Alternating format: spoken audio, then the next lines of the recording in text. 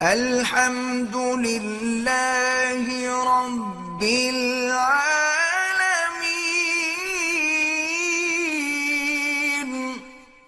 دو چیزیں ہمارے معاشرے میں بہت غلط پھیل رہی ہیں، ایک جھوٹ پلوت پیسوں کے معاملے میں، دو نمبری سچ بولنا، رشتوں کے معاملے میں جھوٹ بولتے ہیں، کبھی سیدھی بات نہیں کریں گے، جھوٹ بولیں گے، تنخواہیں اپنی غلط بتائیں گے، ہر چیز میں جھوٹ۔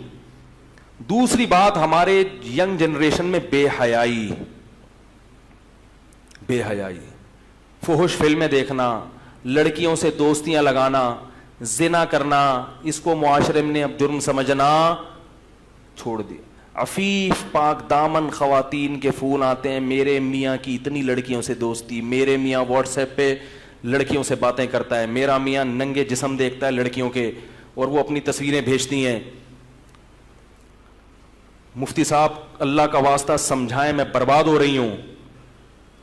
یہ حرام خوریوں کے مزے تھوڑے دنوں کے ہیں، یاد رکھو، یہ مزے بہت جلد۔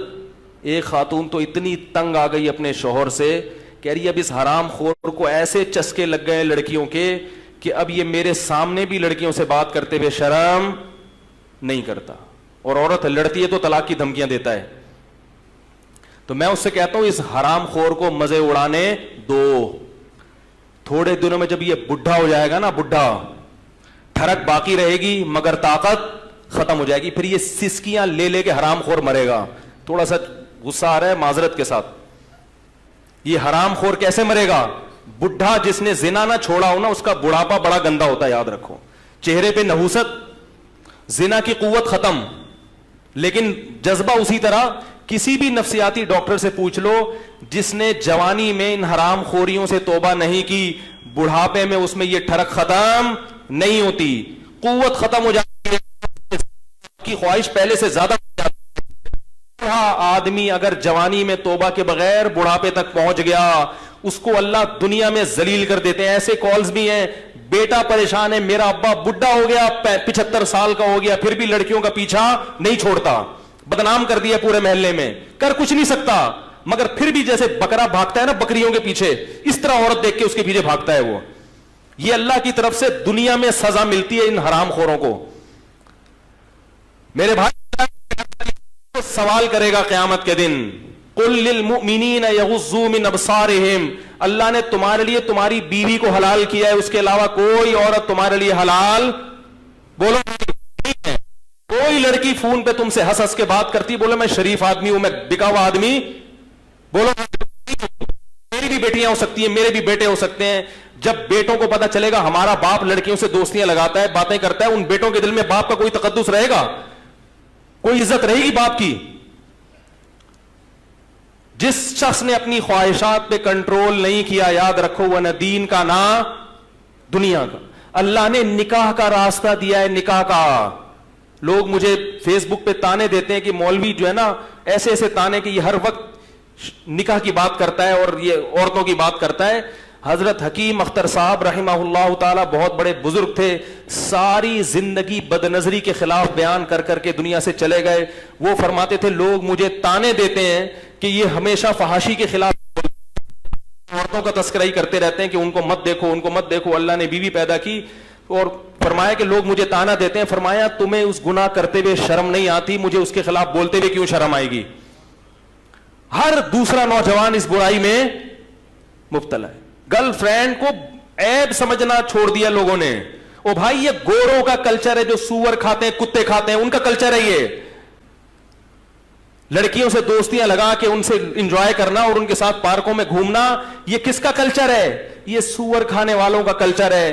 یہ اس قوم کا کلچر ہے جو اللہ اس کے رسول کو نہیں مانتے۔ یہ اس قوم کا کلچر ہے جو بوڑھے والدین کو اولڈ ہاؤس میں جمع کرا دیتے ہیں۔ یہ اس قوم کا کلچر ہے جو بلوغت سے لے کے 50 سال کی عمر تک سینکڑوں ہزاروں بار زنا کرتے ہیں، مگر گھر بسا کر اولاد پیدا کرنے کے لیے تیار نہیں ہوتے۔ وہ انسانوں کی نسل بڑھانے کے لیے تیار نہیں۔ جو اس کام کے لیے تیار نہ ہو کہ انسانوں کی گروتھ ہو، اس سے آپ کیا خیر کی توقع رکھو گے؟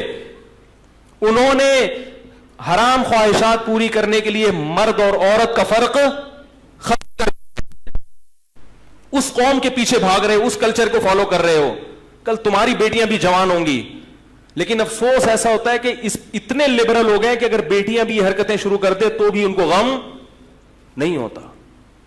یہاں تک معاملہ پہنچ گیا ہے. تو میرے بھائی, اسلام بے حیائی کو پسند, ان اللہ لا یامر بالفحشاء, اے نبی ان سے کہہ دیجئے کہ اللہ کبھی بھی بے حیائی کی اجازت نہیں دیتا. تو میرے بھائی اپنی جان پہ ترس کھاؤ, ان حرام کاریوں سے توبہ کر لو. لڑکیوں سے دوستیاں بولو نا بھائی, مت لگاؤ. شاعر نے کہا رنگ رلیوں پہ زمانے کی نہ جانا اے دل, یہ خزاں ہے جو بانداز بہار آئی ہے. یہ جوانی کی عیاشیاں ہیں جو تمہارے بڑھاپے کو برباد کر دیں گی. یہ چیزیں تمہیں اللہ کی یاد سے غافل کریں گی, نماز تلاوت سے غافل کریں گی. جوانی میں عیاشی کا مزہ بہت جلد خراب ہو جاتا ہے. دیکھو انگریز کے پاس تو سیدھا راستہ ہے ہی نہیں, وہ کہتا ہے یہ نہیں کروں تو پھر کیا کروں. تمہارے پاس تو ایک راستہ اللہ نے دیا ہے. اپنے آپ کو عبادت میں کھپاؤ, نماز میں دل لگاؤ, تلاوت میں دل لگاؤ, پاکیزہ زندگی میں دل لگاؤ. بہت خوبصورت بوڑھوں کی زندگی دیکھو, مسلمان بوڑھوں کی جو نیک ہوتے ہیں, کتنی پیاری زندگی ہوتی ہے ان کی. ہر وقت ہاتھ میں تسبیح, ہر وقت چہرے پہ وضو کا نور, ہر وقت مسجد میں دل اٹکا ہوا. اگر یہ زندگی تم نے توبہ مت نہیں کی تو میرے بھائی بڑھاپا بہت خراب گزرے گا, بہت خراب گزرے گا. مرو گے سسکیاں لے لے کے, اور جوانی بھی جلدی برباد ہو جائے گی. سکون نہیں رکھا اللہ نے ان گناہوں میں.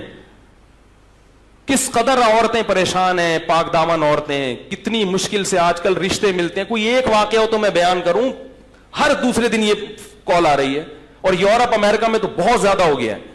ہر عورت پریشان ہے کہ میرا شوہر مجھ سے وفا نہیں کر رہا. لڑکیوں سے دوستیاں, لڑکیوں سے دوستیاں. بھائی کل تم اپنی بیٹیوں کا گھر کیسے بچاؤ گے؟ تم یہ چاہتے ہو کہ تمہارا داماد وہ اسی کنڈیشن میں ہو کہ 100 لڑکیوں سے اس کی دوستیاں ہو. تمہاری بیٹی کیسے گھر بسائے گی اس کے ساتھ؟ اللہ تعالیٰ موت سے پہلے سچی توبہ کی توفیق نصیب فرمائے. یہ ہے اسلام. ان چیزوں کو لوگوں نے فوکس کرنا چھوڑ دیا. بس کچھ رسومات ہیں, حلیم کی دیکھ پکا لو, گھوٹے لگا لو, یہ کھا لو, ربیع الاول پہ حلوے مانڈے کر لو, تھوڑا سا جلسہ لگا لو, اسپیکر بھونپو لگا دو لوگوں کے گھروں میں, اور وہ ان کی سیرت پہ بیان کر لو, فلاں کی سیرت پہ بیان کر لو, اس کی یہ کر لو, تھوڑا سا پھر قوالیاں کر کے تھوڑا سا. میں وہ جاتا تھا اس میں ایکسپریس ٹی وی میں نا ریکارڈنگ کے لیے, تو میں قرآن کی ریکارڈنگ کرتا تھا, تفسیر کی. ایک دن میں ذرا جلدی پہنچ گیا, تو جہاں میں ریکارڈنگ کر رہا تھا وہاں قوالی چل رہی تھی. تو جو لوگ میرے درس میں ٹوپی پہن کے بیٹھتے تھے نا بڑی تمیز سے, وہ ناچ رہے تھے. میں عجیب ہے, میں نے کہا بھائی یہ کیا؟ تو وہ قوالی چل رہی, ٹیشن ٹیشن ناچ رہے ہیں. جیسے ان کا ٹائم ختم ہوا وہ سب ٹوپیاں پہن کے میرے سامنے بیٹھے. میں نے کہا یہ کیا ہو رہا ہے بھائی؟ تو بی بی تمیزہ کا وضو ہے. بی بی تمیزہ کو وضو کرنا نہیں آتا تھا. ایک امام صاحب نے ان کو وضو کا طریقہ سکھایا اور کہا کہ نماز پڑھا کرو. اس نے کہا نماز کیسے پڑھوں, وضو نہیں آتا. اس نے وضو کرایا, انہوں نے کہا اب نماز پڑھو. نماز شروع کر دی اس نے. وہ چلے گئے. 10-15 سال کے بعد امام صاحب کا اس گاؤں سے گزر کیا. انہوں نے بی بی تمیزہ سے پوچھا ہاں بھائی نماز پڑھ رہی؟ اس نے کہا الحمدللہ 10 سال سے ایک نماز قضا نہیں ہوئی. انہوں نے کہا اچھا وضو بھی کرتی ہو نا؟ اس نے کہا وہ تو آپ کرا کے چلے گئے تھے, وہ تو آپ کرا کے چلے گئے تھے. تو بی بی تمیزہ کے 10 بچے ہو گئے مگر ان کا وضو نہیں ٹوٹا. تو آج بھی مسلمان کا تقوی نہیں ٹوٹتا. وہ لڑکیوں سے گپے مارے, انٹرنیٹ پر فحش فلمیں دیکھے, کلیگ جو لڑکی ساتھ بیٹھی اس سے صبح شام ہیلو ہائی کرے, مگر حج کبھی کرے گا اور عمرہ بھی کر لے گا اور سارے کام ہو رہے ہیں, اور صلاۃ و سلام بھی پڑھ لے گا, اور جناب اچھی اچھی باتیں بھی کر لے گا بیٹھ کے. اس کا تقوی ٹوٹنے کا نام